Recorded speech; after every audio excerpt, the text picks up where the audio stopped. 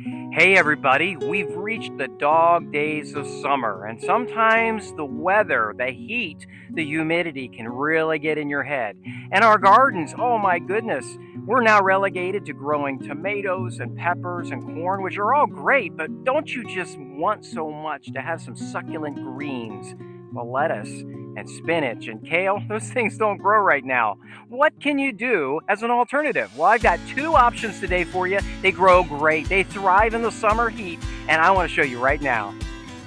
Let me introduce you to a beautiful little plant called purslane. I'm actually learning a lot about purslane myself. This is our first year of growing it. I found out that it grows in the wild, and I found it sometimes in my garden, and I thought it was a weed. You can forage it in the garden or in your yard. There are some poisonous lookalikes, and just in case it didn't grow this year in my garden, I decided to actually propagate it in my garden because it's supposed to be super healthy and nutritious. It is, of all the plants that you can grow, one of the highest in omega-3 fatty acids. Plus, it has lots of vitamins. It would be similar in a sense to what you would get in spinach, except the taste is a little bit different. It's a little bit peppery, a little bit citrusy, and it's succulent, so it has a little bit of a crunch like lettuce, which is nice. One beautiful thing about purslane is that it's super easy to grow. It loves and thrives in the hot weather, and it likes it a little bit dry as well. Once you get it to start growing in your garden bed, it will be turnkey the rest of the season. Notice mine is a little bit upright. You can grow it upright or you can grow it a little closer to the ground, and I'll show you how to harvest it and how to grow it here in a second. I sowed these seeds about 40 or so days ago, and I surface sowed them. They like to germinate using the sunlight, so you don't want to bury the seeds. You just want to surface sow them and let them go from there. Keep them relatively moist, but not wet because they do like dryness. Now, as they grow up, they're going to start getting multiple branches, but there's going to be a center branch. And as the center branch grows out, and as you can identify it separately, you can cut it down to about the place where the other ones are growing up. So in this case, I'm gonna cut it right there, and that is natural for us to have a plant want to spread out from there. And each of these branches is then going to have its own group of center branches and separate side branches, and then you can cut from there as well. And it will act as more of a ground covering. You notice that this one here has become a little bit leggy as you let them grow out. They will start kind of bending like that. And to prevent them from doing that, all you have to do is just snip them there. And this is the part that you want to eat. You can eat the leaves raw in salads, but you can also use the stem and chop it up in little pieces. You can put that in stir fry or in soups or something like that. They're all extremely nutritious. We'll go ahead and chop the tops of these other ones off. Harvesting them, they're going to be so yummy and exciting to eat in a salad. Like I said, they're kind of a peppery, citrusy, kind of spicy almost taste. Really, really good. Notice that I have another plant that's in here, and this is kind of another important bonus of having purslane. And this is a Chinese spinach, and I have planted spinach greens and lettuce greens in this bed in the spring, and this is a volunteer that has come up. But it really shouldn't be growing here. I mean, it's been 100 degrees almost over the last couple of weeks. It really should not be growing in here. But one beautiful bonus of these purslane is that a lot of people grow them in and among their regular greens late in the season, especially for the greens, because what will happen is they will have a cooling effect on the other plants, and they will overshadow them, or they will allow for the whole atmosphere around here to be a cooler atmosphere, and they tend to grow so much better when you've got the purslane here as well. That's a really neat benefit. I didn't know that until today.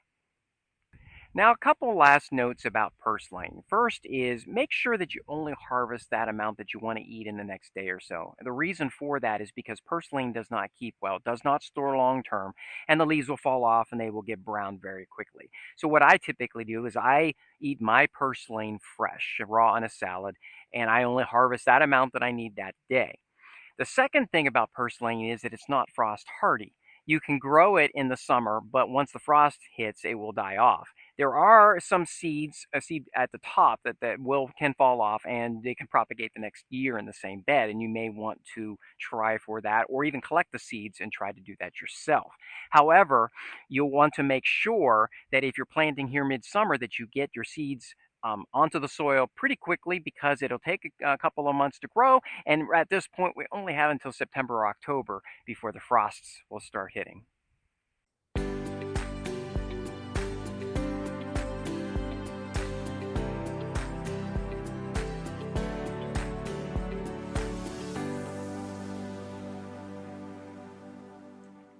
And now we've reached the second plant today that I'd like to show you that thrives in the summer and is a great alternative to lettuce greens, and it's the Malabar spinach. This is a plant that's native to Southeast Asia, and it has two varieties. The Alba variety, which is the green leaf variety with white flowers, that's this one here.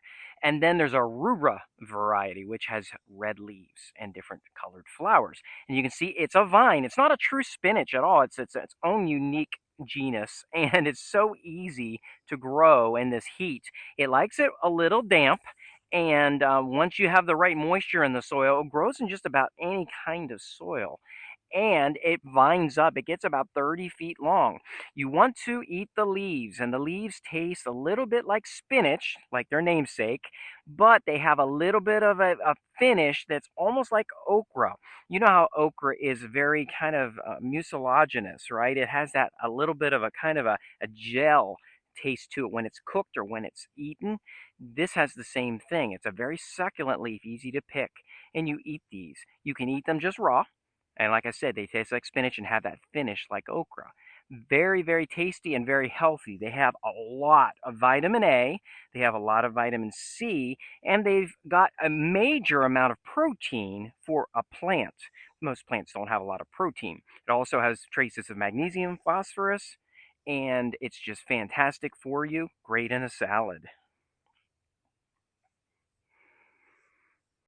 Malabar spinach is a vigorous grower. It needs to be trellised and it grows in a vine. You notice here, I've got it all through my loofah, and they're going to combine quite a bit on this and make a beautiful shade arbor, which will be nice. I'll like that a lot. But you just can let it grow up the trellis and around wherever it wants to go.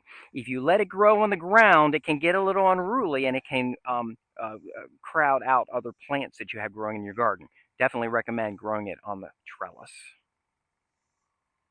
Malabar spinach doesn't need a lot of horizontal space, but it does need vertical space. It would be great for a balcony garden where you can go up a trellis or in a tomato cage. That would be fantastic to do it that way. I've grown mine from a small plant. You can grow them from seeds. I recommend starting them indoors 6 to 8 weeks before the last frost and then put them out.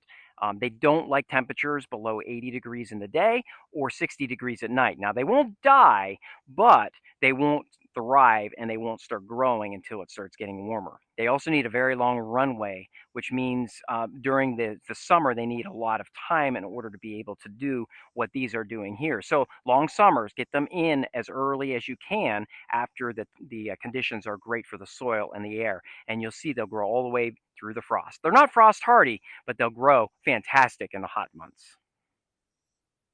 I was looking for such a long time to avoid this summer doldrum where the greens aren't available. And even though I'm doing great on the peppers and the tomatoes, the okra and the corn and the cucumbers, I just wanted a nice salad. And now we figured out through a little research and a little hard work how to have wonderful, fresh, cool greens in the summer. I hope this has been a fantastic experience for you to learn a little bit about a couple new plants as I have this year. Blessings from our homestead to yours.